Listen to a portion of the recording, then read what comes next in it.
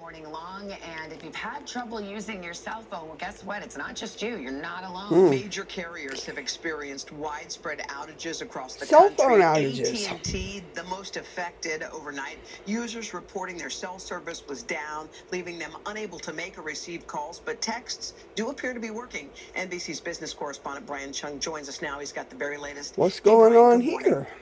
Good morning. What That happened? major cell phone outage overnight, leaving tens of thousands of customers still unable to call, text, or access the internet on their phones. As you said, AT&T customers being the majority of the outages, starting in the early morning with about 30,000, briefly dipping, but now steadily increasing to over 70,000. That's according to downdetector.com, which monitors service interruptions. It's not clear what caused the outage, whether it was a hack or something weather-related, but in a statement, AT&T says some of our customers are experiencing wireless service interruptions this morning. We are working urgently to restore service to them. We encourage the use of Wi-Fi calling until that's what service happened. is restored. They don't know. It's not clear. 3,500 outages in T-Mobile, nearly 2,000. But both cell phone companies say their networks are operating normally, and the issues their customers are facing are due to calling or texting people with AT&T phones. Some of the most affected areas, major cities, coast to coast, San Francisco, Los Angeles, Houston, Atlanta,